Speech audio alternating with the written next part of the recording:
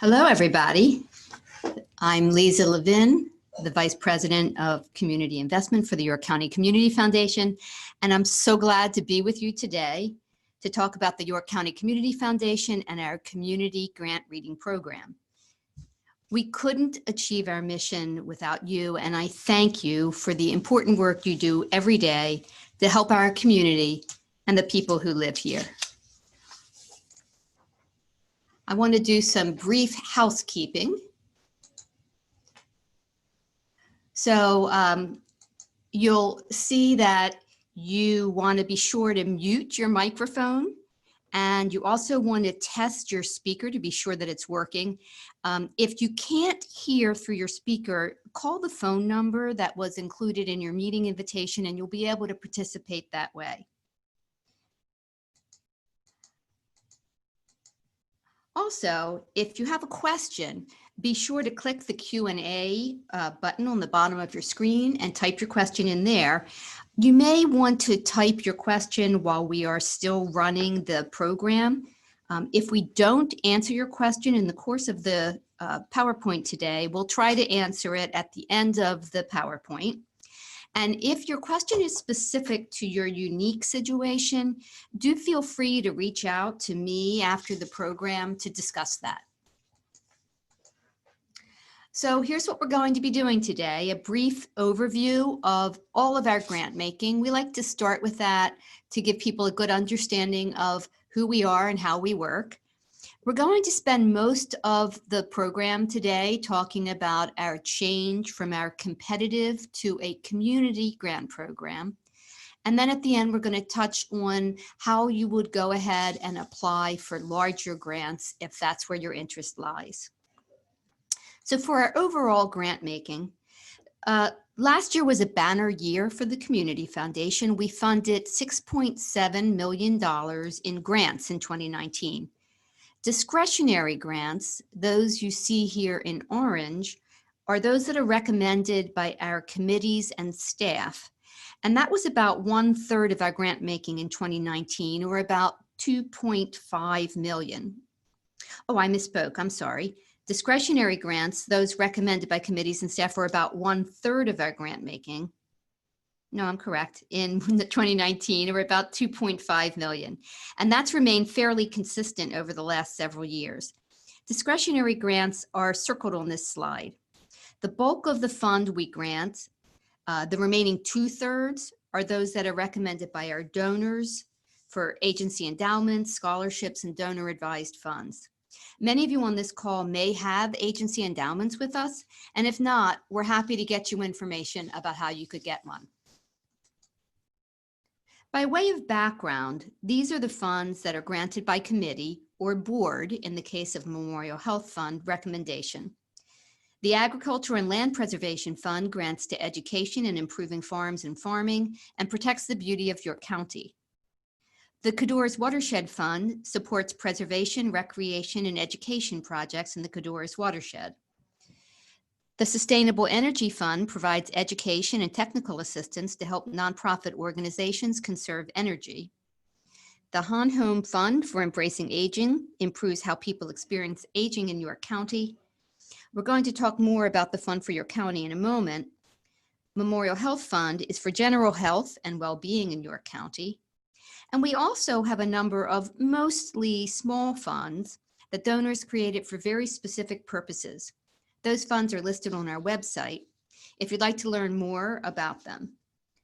What you see circled on this slide are the 2 funds for which York County Community Foundation's board has voted to pilot an innovative approach to our smaller grant making called community grants. This is what we're going to be talking about for most of the rest of this webinar. Here's how Fund for York County and Embracing Aging have made grants in the past. I'm going to unpack this slide because there's a lot on it. We've held most of our funding for what we've called in the past partnership grants, because these were often developed working closely with a nonprofit that wanted to apply. These tended to be larger, more strategic grants with the potential for big impact in the areas in which we focus. And you can see those areas in 2019 listed here. We've also kept some funds available for what we call timely opportunities, to allow staff to recommend grants for important things that are emerging and require funding outside of our usual funding cycles. And once a year, we recommended competitive grants. These were grants of either $6,000 for smaller impact grants or up to $20,000 for grants that could generate more impact. We'd receive up to 30 grant applications a cycle, and each cycle staff and YCCF distribution committees would read, score, and discuss to decide which to recommend to the board for funding. You can see that the Fund for York County, which is at the top of the arrow, has more money to grant. It's a larger fund than Embracing Aging, which is listed on the bottom of the arrow, but each follows a very similar process last year in making its grants. This is the change that we're making in 2020. To sharpen our focus on grants that have the potential for bigger systems change, we are replacing our once-a-year competitive grant cycle with a twice-a-year community grant cycle. You see that circled here. These will be grants of up to $6,000 that are considered by community members at large, whom we are recruiting from around the county. In the case of Fund for York County, $35,000 will be available each cycle. All other grants would be considered by our distribution committee at one of our quarterly meetings. We will still have larger grant making and timely opportunities as well. And you can see that our areas of focus for Fund for York County have not changed. For Embracing Aging, $25,000 will be available each cycle for a total of $50,000. All other grants will be considered by our distribution committee at one of our quarterly meetings. You can also see that there's a slightly different focus for larger grants and for community grants. For Embracing Aging's larger grant making, its focus is housing and aging in place. For housing, it wants to increase adapted and new quality housing choices that align with people's needs and wants. Aging in place means that people understand the things to consider for where and how they want to live, including housing, transportation, health and wellness, finances, and social interactions. They assess their current situations and proactively plan for changes to help them as they age. And it also includes connecting people with resources and services to assist them. Only $100,000 is available for larger grant making because we've committed our other large grant dollars already this year. If you have any ideas around housing and aging in place, reach out to Kathy Bollinger, the Managing Director of Embracing Aging, to join those conversations. Community grant making's focus is all about opportunities for people 50 and better. These can be programs that focus on lifelong learning, arts and culture, wellness, volunteering, employment, any program that provides quality options for older people. And don't forget, one of the best ways to improve attitudes on aging is through intergenerational experiences. If you serve children, you might want to consider partnering with an organization serving older adults for an Embracing Aging community grant. What are community grants? We're piloting this in 2020 with Fund for York County and Embracing Aging. None of our other grant-making programs will change. Grants of up to $6,000 will be read, scored, and selected by community grant readers instead of one of our committees. You'll find that community grant applications are significantly shorter, and it also provides more flexibility for nonprofits because we will have 2 cycles each year when people can apply instead of only 1. Also, we've shortened our process, so there's a quicker turnaround with only 10 to 11 weeks from the time that a cycle opens until grants are awarded, instead of our previous longer cycles of up to 30 weeks. The reasons that we changed to community grants are to give community members insight into our grant-making process. It also will help us learn from diverse perspectives, and we believe that this will improve our grant making overall. This will acquaint us with new people to invite onto committees. And also, moving from competitive to community grants will allow us to sharpen our focus on making higher impact grants. I'm happy to report that we already have 30 people who have signed up to read grants, and we'd love to have more. While community members who work for nonprofits can't read grants, we hope you'll let people you know be aware of the opportunity. The link to apply to become a community grant reader is easy to find at the top of our homepage. All grant readers must take part in mandatory training to learn how to read and rank and score the grants. We, as staff, will also review grant applications to ensure that they are in fact fundable. However, we will not be scoring grants. Grants that are not selected by grant readers at large could still be funded by our YCCF distribution committees if they would like to fund them. If a community grant is not selected for funding, don't be concerned, because again, there is a second opportunity. And also you are welcome to apply in the second cycle for another program if the program for which you applied in the first cycle was not selected for funding.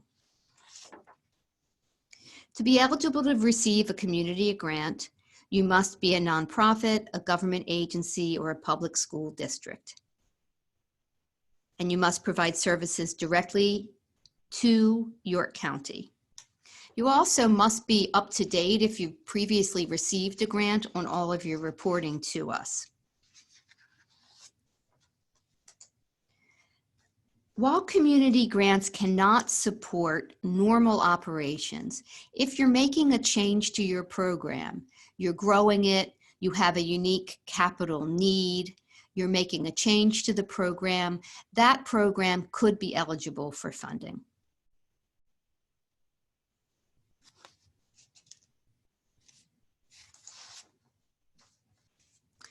We're actually going to run through the community grant application here, and much of it is contained on this slide. You're going to introduce your mission and how it relates to this grant. So if you have a canned mission that you often use, but it doesn't relate to this particular grant, you might want to consider using something different. We're going to ask you to summarize your program, including key activities and numbers and information about the people you're serving. 1.3 is one of the areas in which we'll be asking grant readers to pay particular attention. What will your program achieve? We're asking you to describe its potential to affect positive change in York County. This is one of the most important parts of your proposal. We do ask how you're going to measure your achievement. Explain how you will know when it has completed its planned goals, and explain how you're going to measure it. One thing you'll notice on this application is that it has even fewer characters than our competitive grant applications did in the past. We're really asking for a great deal of focus in telling the story about your program.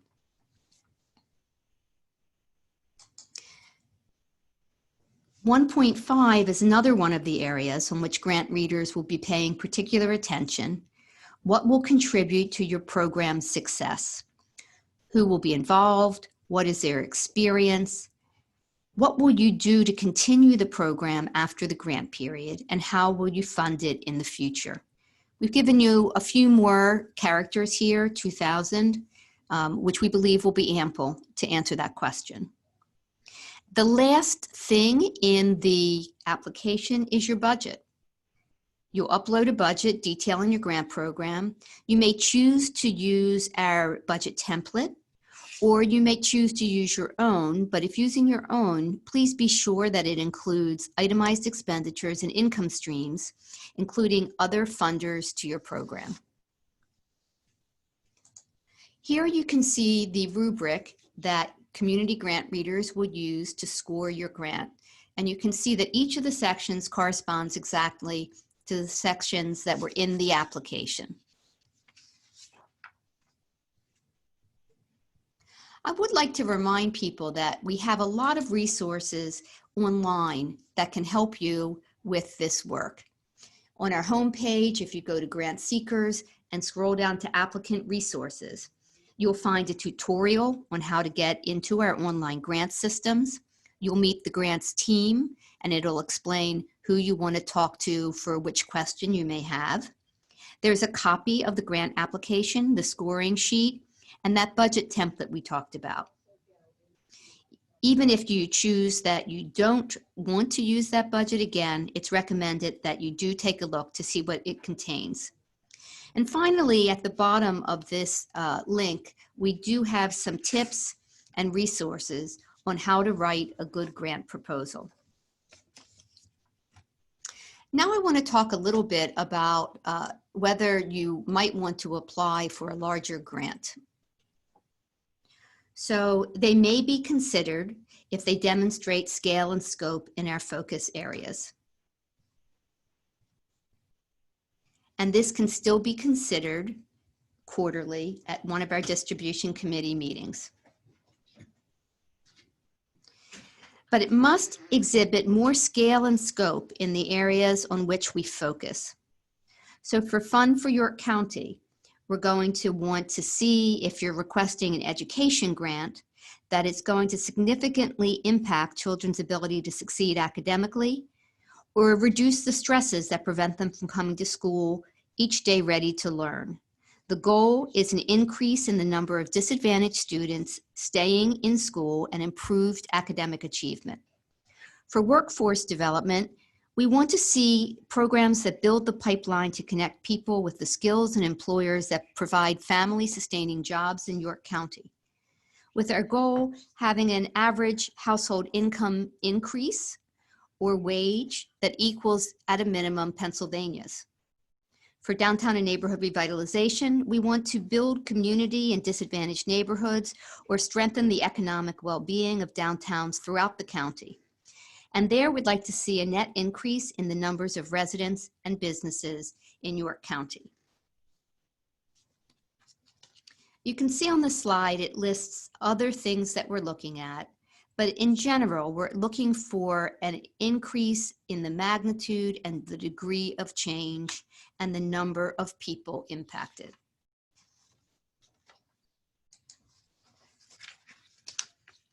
Finally, you're going to be hearing more in 2020 about what collective impact is and its tools to build more effective collaborations. We have some information shortly coming onto our website, and we will be inviting you to a presentation from Aspen Institute's Collective Impact Forum later this spring if you'd like to learn more. In general, though, you can see here that collective impact can help change how we work together to address the systems that keep community challenges in place. It's a set of best practices for how to bring partners together in new ways, and it can build capacity to change how organizations work internally or how people and organizations work across silos. So that's the end of the presentation today. We're going to take some questions. You can see here that if you have questions about this program or a larger Fund for York County grants, you'd contact me, Lisa Levin. About embracing aging, you'd contact Kathy Bollinger. About applying online or any questions having to do with community grants, you could contact Roth Prep. So we have a question. The questions are not appearing on my screen right now. So I'm going to take a look.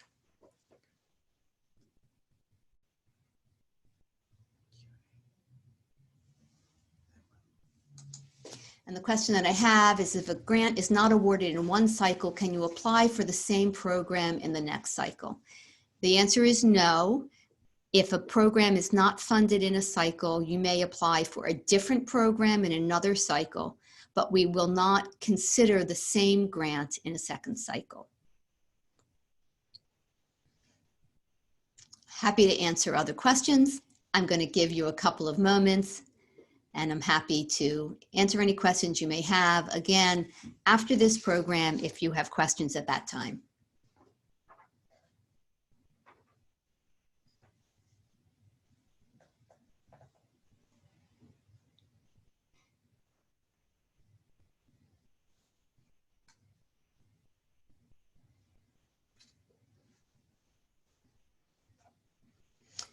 I see a raised hand. If you'd like to type in a question, that would be very helpful.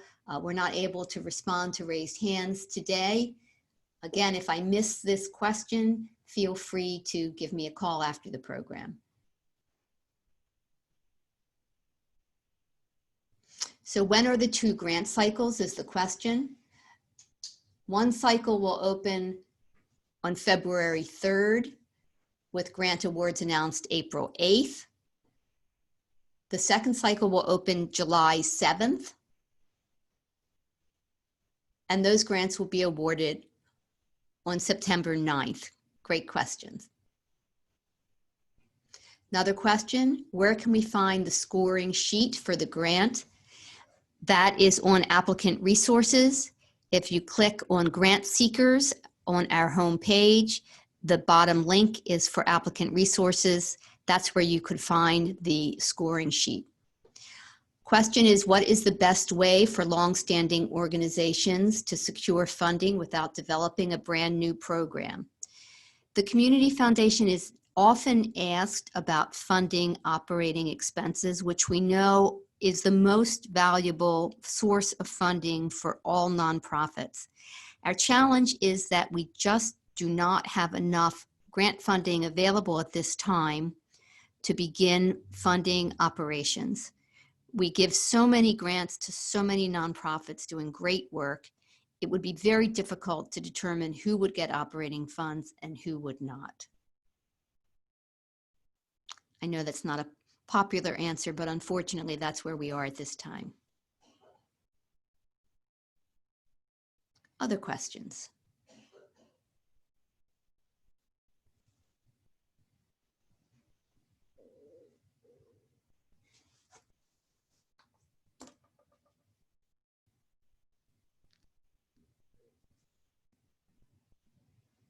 Well, I'm going to close out this webinar. Whoops, just got another question.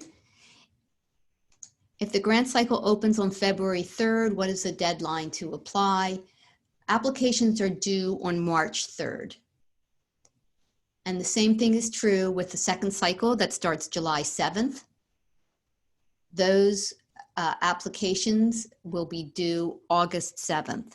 So you will want to start thinking now about your application. You have a total of 4 weeks from the time that the cycle officially opens till when it is closed, but you can access the application online if you want to take a look at it now and start considering your request for funding.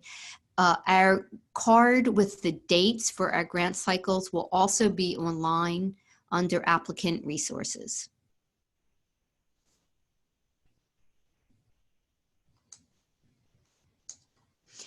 Question, is it possible to get funding for part-time staff to further a new program? We do sometimes consider funding for part-time staff if the case can be made that the organization will be able to support that position moving forward, either because the position will be able to raise funds for the position, or there are other changes in the program that will make that work possible in a sustainable way.